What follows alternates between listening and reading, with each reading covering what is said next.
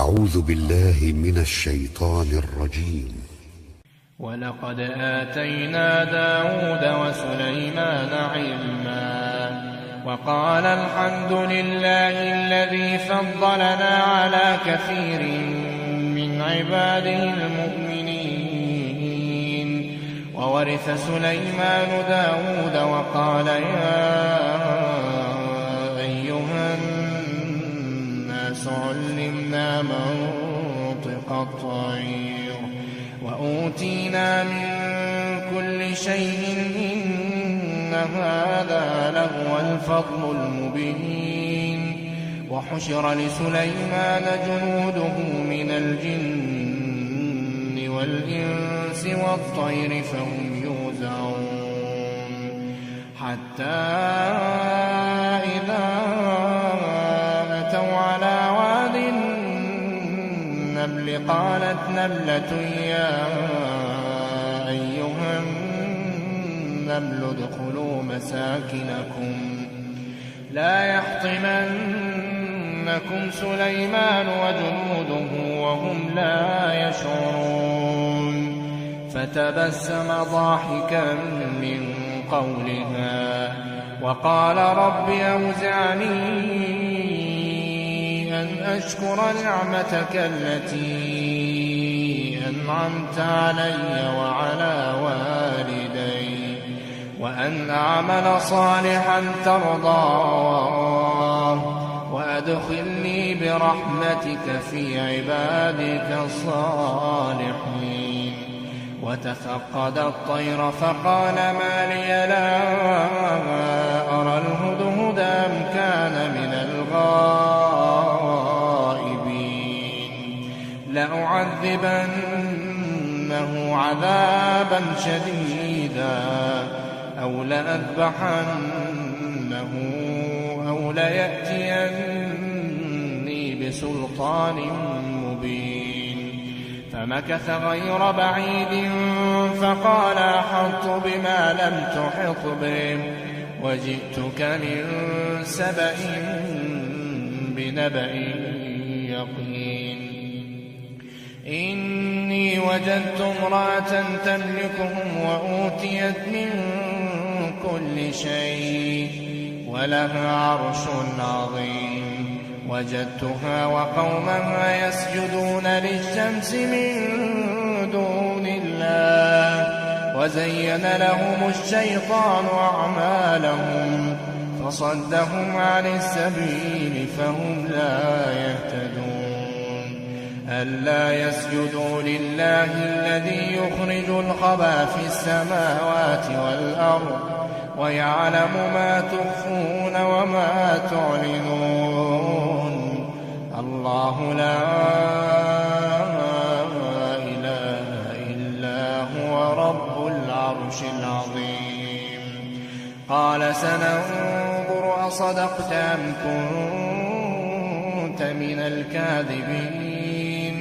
اذهب بكتابي هذا فألقه إليهم ثم تول عنهم فانظر ماذا يرجعون. قالت يا أيها الملأ إني ألقي إلي كتاب كريم إنه من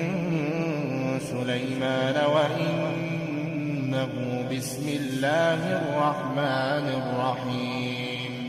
ألا تعلوا علي وأتوني مسلمين. قالت يا أيها الملأ أفتوني في أمري ما كنت قاطعة أمرا حتى تشهدون. قالوا نحن أولو قوة وأولو بأس شديد والأمر إليك فانظري ماذا تأمرين. قالت إن الملوك إذا دخلوا قرية أفسدوها وجعلوا أعزة أهلها أذلة وكذلك يفعلون. وإني مرسلة إليهم بهدية فناظرة بما يرجع المرسلون. فلما جاء سليمان قال أتمدونني بمال فما آتاني الله خير مما آتاكم بل أنتم بهديتكم تفرحون. ارجع إليهم فلنأتينهم بجنود لا قبل لهم بها ولنخرجنهم منها أذلة وهم صاغرون. قال يا أيها الملأ أيكم يأتيني بعرشها قبل أن يأتوني مسلمين؟ قال عفريت من الجن أنا آتيك به قبل أن تقوم من مقامك وإني عليه لقوي أمين. قال الذي عنده علم من الكتاب أنا آتيك به قبل أن يرتد إليك طرفك فلما رآه مستقرا عنده قال هذا من فضل ربي ليبلوني أأشكر أم أكفر ومن شكر فإنما يشكر لنفسه ومن كفر فإن ربي غني كريم. قال نكروا لها عرشها ننظر أتهتدي أم تكون من الذين لا يهتدون. قال نكروا لها عرشها ننظر أتهتدي أم تكون من الذين لا يهتدون. فلما جاءت قيل هكذا عرشك قالت كأنه هو وأوتينا العلم من قبلها وكنا مسلمين. وصدها ما كانت تعبد من دون الله إنها كانت من قوم كافرين. قيل لها ادخل الصرح فلما رأته حسبته لجة وكشفت عن ساقيها قال إنه صرح ممرد من قوارير. قالت رب إني ظلمت نفسي وأسلمت مع سليمان لله رب العالمين. ولقد أرسلنا إلى ثمود أخاهم صالحا أن اعبدوا الله فإذا هم فريقان يختصمون. قال يا قوم لم تستعجلون بالسيئة قبل الحسنة لولا تستغفرون الله لعلكم ترحمون. قالوا اطيرنا بك وبمن معك قال طائركم عند الله بل أنتم قوم تفتنون. وكان في المدينة 9 رهط يفسدون في الأرض ولا يصلحون. قالوا تقاسموا بالله لنبيتنه وأهله ثم لنقولن لوليه ما شهدنا مهلك أهله وإنا لصادقون. ومكروا مكرا ومكرنا مكرا وهم لا يشعرون. فانظر كان عاقبة مكرهم أنا دمرناهم وقومهم أجمعين فتلك بيوتهم خاوية بما ظلموا إن في ذلك لآية لقوم يعلمون وأنجينا الذين آمنوا وكانوا يتقون ولوطا إذ قال لقومه أتأتون الفاحشة وأنتم تبصرون أئنكم لتأتون الرجال شهوة من دون النساء بل أنتم قوم تجهلون فما كان جواب قومه إلا أن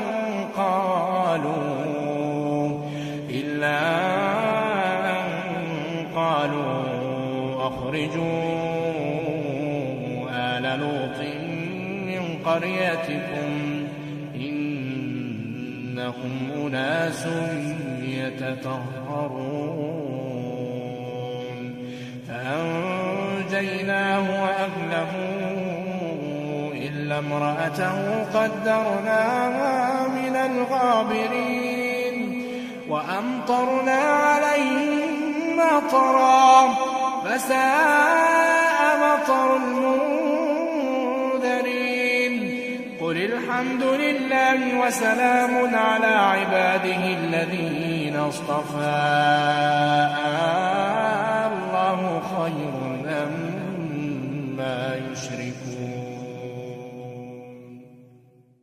أمن خلق السماوات والأرض وأنزل لكم من السماء ماء فأنبتنا به حدائق ذات بهجة ما كان لكم أن تنبتوا شجرها أإله مع الله بل هم قوم يعدلون أمن جعل الأرض قرارا وجعل خلالها أنهارا وجعل لها رواسي وجعل بين البحرين حاجزا أإله مع الله بل أكثرهم لا يعلمون أمن يجيب المضطر إذا دعاه ويكشف السوء ويجعلكم خلفاء الأرض أإله مع الله قليلا ما تذكرون أمن يهديكم في ظلمات البر والبحر ومن يرسل الرياح بشرا بين يدي رحمته أإله مع الله تعالى الله عما يشركون أمن يبدأ الخلق ثم يعيده ومن يرزقكم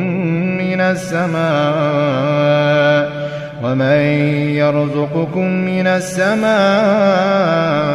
والأرض أإله مع الله أإله مع الله قل هاتوا برهانكم إن كنتم صادقين قل لا يعلم من في السماوات والأرض الغيب إلا الله وما يشعرون أيان يبعثون بل ادارك علمهم في الآخرة بل هم في شك منها بل هم منها عمون وقال الذين كفروا أئذا كنا ترابا وآباؤنا أئنا لمخرجون لقد وعدنا هذا نحن وآباؤنا من قبل إن هذا إلا أساطير الأولين قل سيروا في الأرض فانظروا كيف كان عاقبة المجرمين ولا تحزن عليهم ولا تكن في ضيق مما يمكرون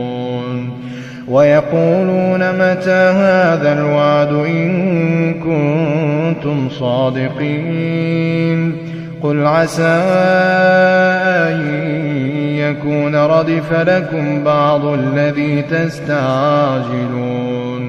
وإن ربك لذو فضل على الناس ولكن أكثرهم لا يشكرون وإن ربك ليعلم ما تكن صدورهم وما يعلنون وما من غائبة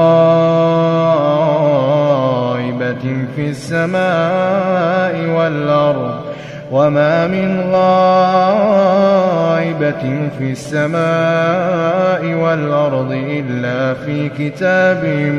مبين إن هذا القرآن يقص على بني إسرائيل أكثر الذي هم فيه يختلفون وإنه لهدى ورحمة للمؤمنين وإن ربك يقضي بينهم بحكمه وهو العزيز العليم فتوكل على الله إنك على الحق المبين إنك لا تسمع الموتى ولا تسمع الصم الدعاء إذا ولوا مدبرين وما أنت بهاد العمي عن ضلالتهم إن تسمع إلا من يؤمن بآياتنا فهم مسلمون وإذا وقع القول عليهم أخرجنا لهم دابة من الأرض تكلمهم أن الناس كانوا بآياتنا لا يوقنون ويوم نحشر من كل أمة فوجا ممن يكذب بآياتنا فهم يوزعون حتى إذا جاءوا قال كذبتم بآياتي ولم تحيطوا بها علما ماذا كنتم تعملون ووقع القول عليهم بما ظلموا فهم لا ينطقون ألم يروا أنا جعلنا الليل ليسكنوا فيه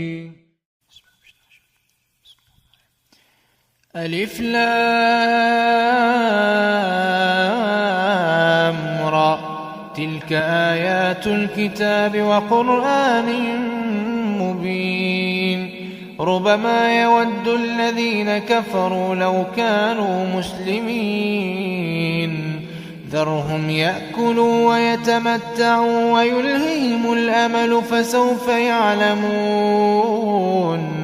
وما أهلكنا من قرية إلا ولها كتاب معلوم ما تسبق من أمة أجلها وما يستأخرون وقالوا يا أيها الذي نزل عليه الذكر إنك إنك لمجنون لو ما تأتينا بالملائكة إن كنت من الصادقين ما ننزل الملائكة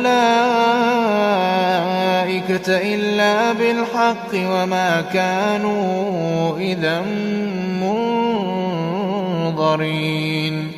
إنا نحن نزلنا الذكر وإنا له لحافظون ولقد أرسلنا من قبلك في شيع الأولين وما يأتيهم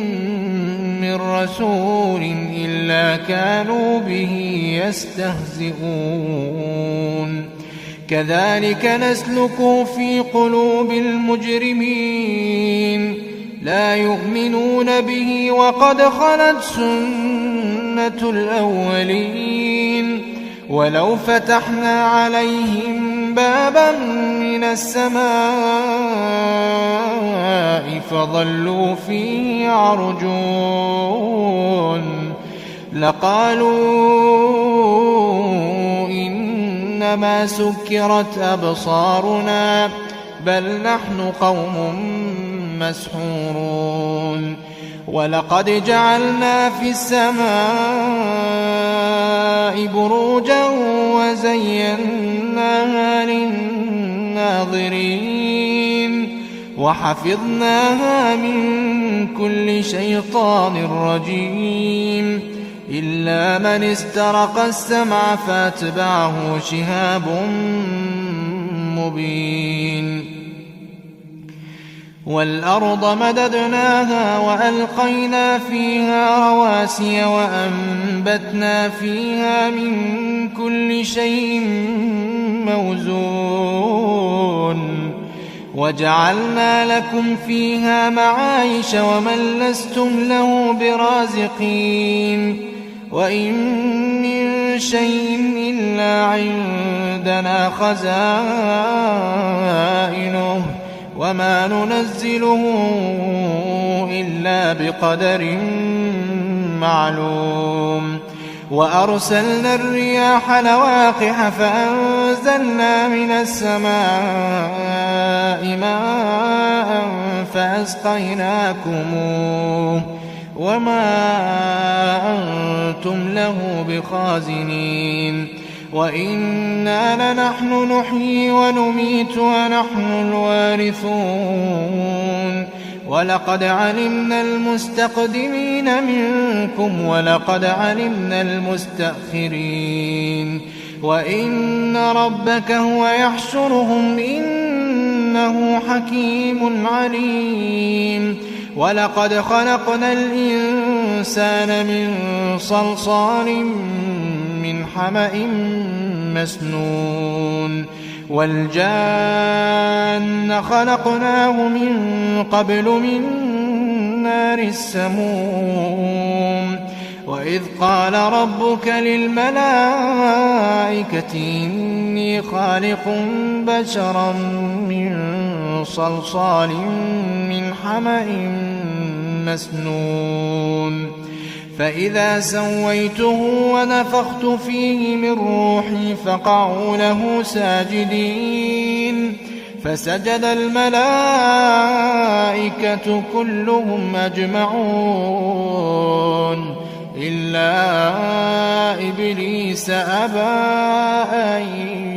يكون مع الساجدين قال يا إبليس ما لك ألا تكون مع الساجدين قال لم أكن لأسجد لبشر خلقته من صلصال من حمأ مسنون قال فاخرج منها فإنك رجيم وإن عليك اللعنة إلى يوم الدين قال رب فأنظرني إلى يوم يبعثون قال فإنك من المنظرين إلى يوم الوقت المعلوم قال رب بما أغويتني لأزينن لهم في الأرض ولأغوينهم أجمعين إلا عبادك منهم المخلصين قال هذا صراط علي مستقيم إن عبادي ليس لك عليهم سلطان إلا من اتبعك من الغاوين وإن جهنم لموعدهم أجمعين لها 7 أبواب لكل باب منهم جزء مقسوم إن المتقين في جنات وعيون ادخلوها بسلام آمنين ونزعنا ما في صدورهم من غل إخوانا على سرر متقابلين لا يمسهم فيها نصب وما هم منها بمخرجين نبئ عبادي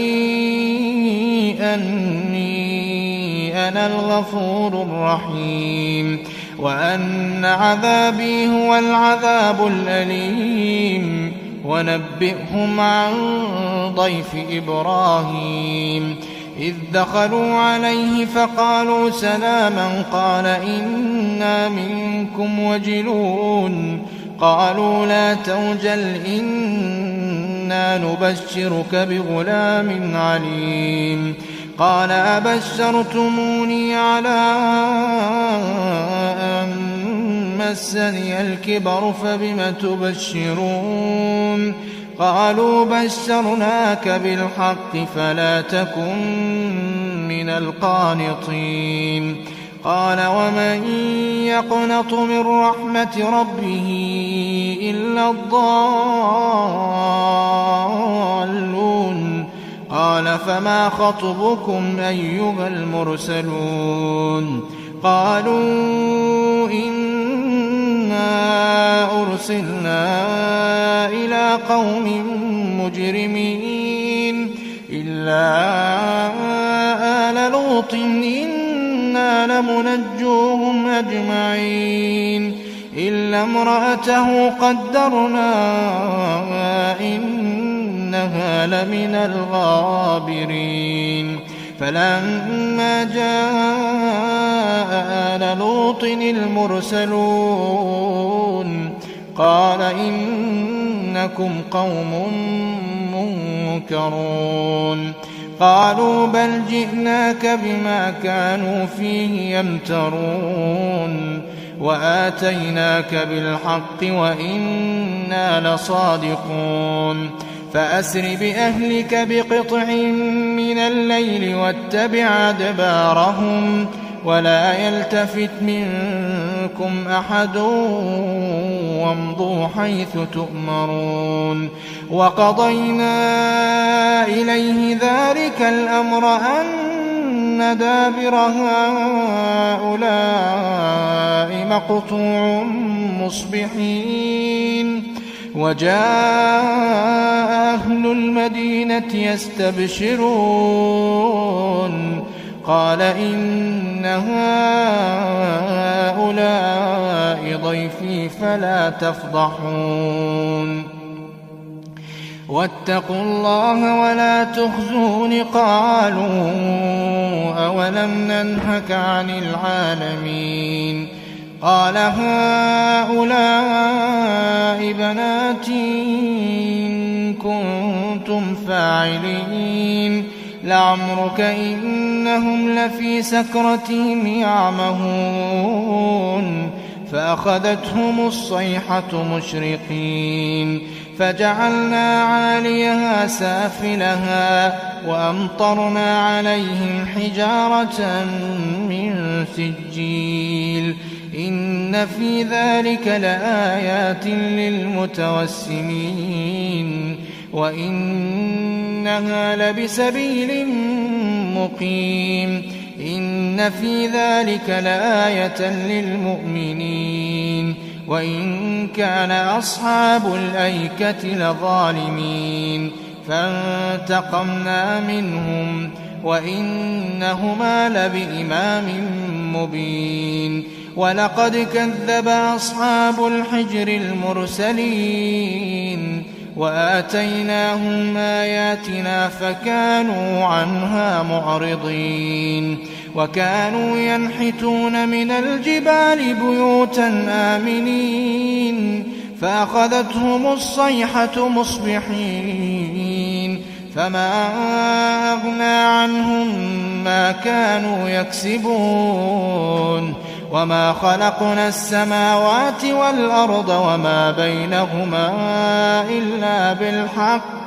وإن الساعة لآتية فاصفح الصفح الجميل إن ربك هو الخلاق العليم ولقد آتيناك 7 من المثاني والقرآن العظيم لا تمدن عينيك إلى ما متعنا به أزواجا منهم ولا تحزن عليهم واخفض جناحك للمؤمنين وقل إني أنا النذير المبين كما أنزلنا على المقتسمين الذين جعلوا القرآن عضين فوربك لنسألنهم أجمعين عما كانوا يعملون فاصدع بما تؤمر وأعرض عن المشركين إنا كفيناك المستهزئين الذين يجعلون مع الله إلها آخر فسوف يعلمون ولقد نعلم أنك يضيق صدرك بما يقولون فسبح بحمد ربك وكن من الساجدين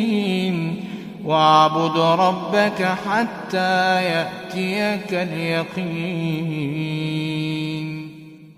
اقتربت الساعة وانشق القمر وإن يروا آية يعرضوا ويقولوا سحر مستمر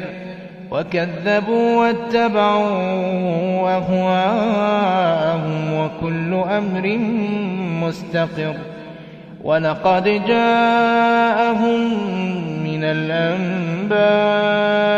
ما فيه مزدجر حكمة بالغة فما تغني النذر فتول عنهم يوم يدعو الداعي إلى شيء نكر خش عن أبصارهم يخرجون من الأجداث كأنهم جراد منتشر مهطعين إلى الداع يقول الكافرون هذا يوم عسر كذبت قبلهم قوم نوح فكذبوا عبدنا وقالوا مجنون وازدجر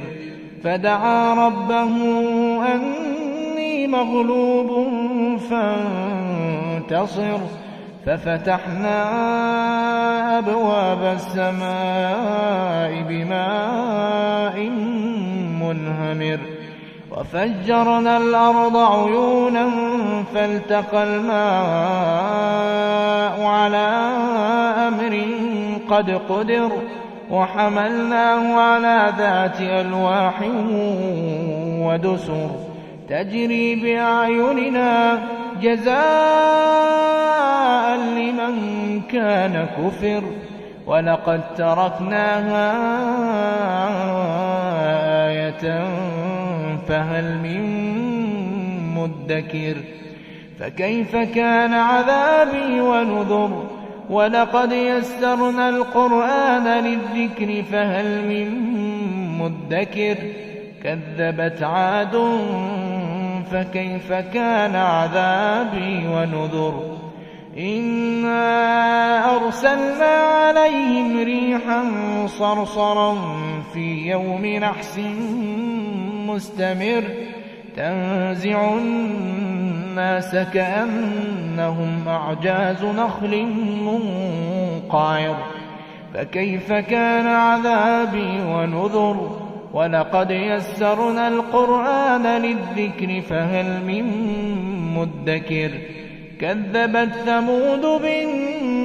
بالنذر فقالوا وبشرا منا واحدا نتبعه إنا إذا لفي ضلال وسعر أألقي الذكر عليه من بيننا بل هو كذاب أشر سيعلمون غدا من الكذاب الأشر إنا مرسل الناقة فتنة لهم فارتقبهم واصطبر ونبئهم أن الماء قسمة بينهم كل شرب محتضر فنادوا صاحبهم فتعاطى فعقر فكيف كان عذابي ونذر إنا أرسلنا عليهم صيحة واحدة فكانوا كهشيم المحتضر ولقد يسرنا القرآن للذكر فهل من مدكر كذبت قوم لوط بالنذر إنا أرسلنا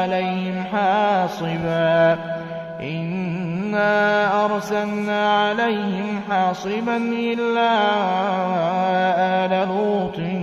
نجيناهم بسحر نعمة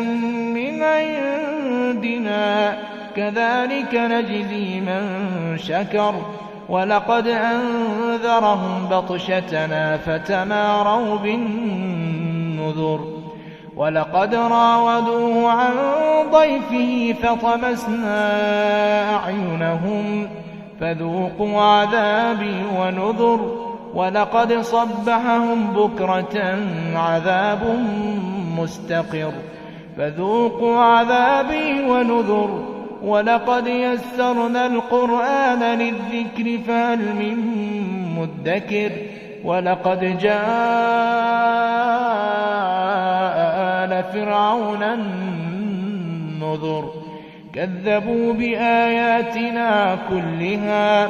فأخذناهم أخذ عزيز مقتدر أكفاركم خير من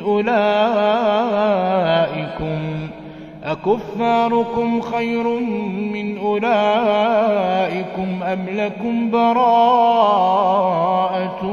في الزبر أم يقولون نحن جميع منتصر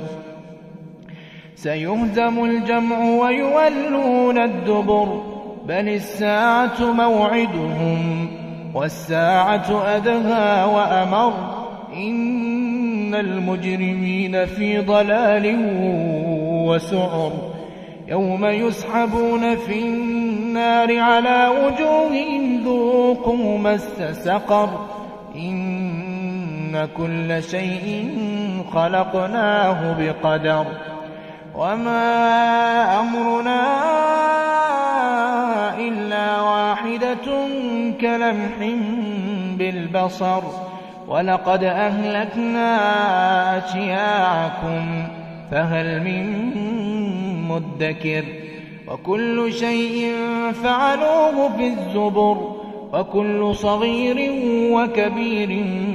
مستطر إن المتقين في جنات ونهر في مقعد صدق عند مليك مقتدر ألف لام ميم تلك آيات الكتاب الحكيم هدى ورحمة للمحسنين الذين يقيمون الصلاة ويؤتون الزكاة وهم بالآخرة هم يوقنون على هدى من ربهم وأولئك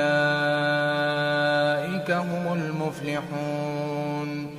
ومن الناس من يشتري لهو الحديث ليضل عن سبيل الله بغير علم ويتخذها هزوا أولئك لهم عذاب مهين. وإذا تتلى عليه آياتنا ولى مستكبرا كأن لم يسمعها كأن في أذنيه وقرا فبشره بعذاب أليم. إن الذين آمنوا وعملوا الصالحات لهم جنات النعيم خالدين فيها وعد الله حقا وهو العزيز الحكيم. خلق السماوات بغير عمد ترونها وألقى في الأرض رواسي أن تميد بكم وبث فيها من كل دابة وأنزلنا من السماء ماء فأنبتنا فيها من كل زوج كريم. هذا خلق الله فأروني ماذا خلق الذين من دونه بل الظالمون في ضلال مبين. ولقد آتينا لقمان الحكمة أن اشكر لله ومن يشكر فإنما يشكر لنفسه ومن كفر فإن الله غني حميد. وإذ قال لقمان لابنه وهو يعظه يا بني لا تشرك بالله إن الشرك لظلم عظيم. ووصينا الإنسان بوالديه حملته أمه وهنا على وهن وفصاله في عامين أن اشكر لي ولوالديك إلي المصير. وإن جاهداك على أن تشرك بي ما ليس لك به علم فلا تطعهما وصاحبهما في الدنيا معروفا واتبع سبيل من أناب إلي ثم إلي مرجعكم فأنبئكم بما كنتم تعملون. يا بني إنها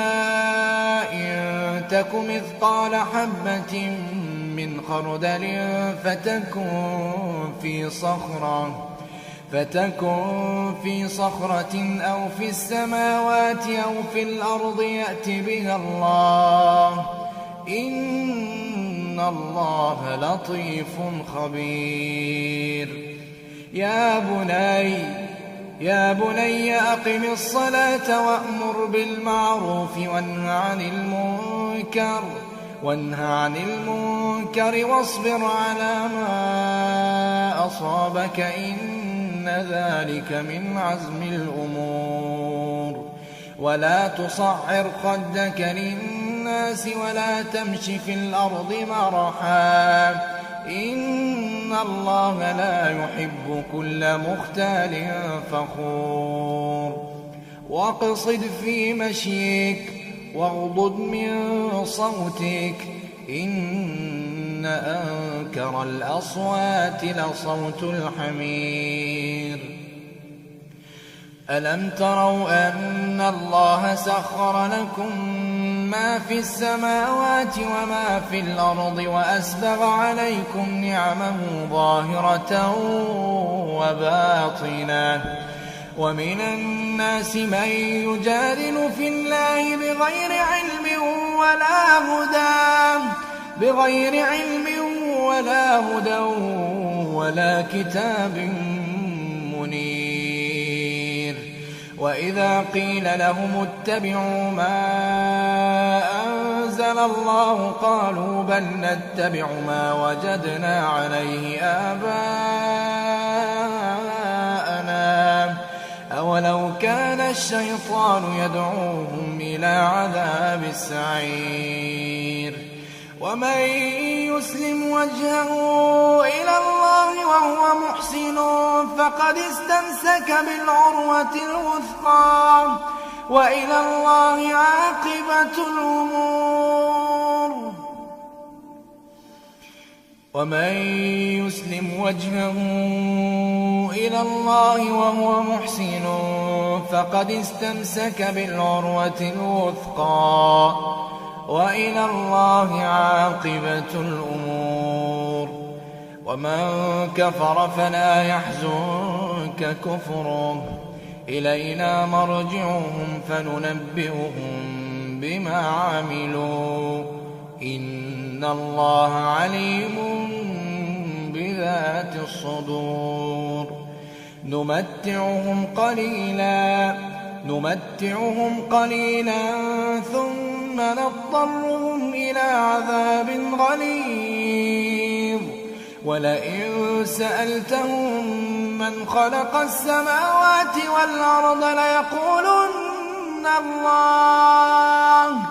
قل الحمد لله بل أكثرهم لا يعلمون لله ما في السماوات والأرض إن الله هو الغني الحميد ولو أن ما في الأرض من شجرة أقلام والبحر يمده من بعده 7 أبحر ما نفدت كلمات الله إن الله عزيز حكيم ما خلقكم ولا بعثكم إلا كنفس واحدة إن الله سميع بصير ألم تر أن الله يولج الليل في النهار ويولج النهار في الليل وسخر الشمس والقمر كل يجري إلى أجل مسمى وأن الله بما تعملون خبير ذلك بأن الله هو الحق وأن ما يدعون من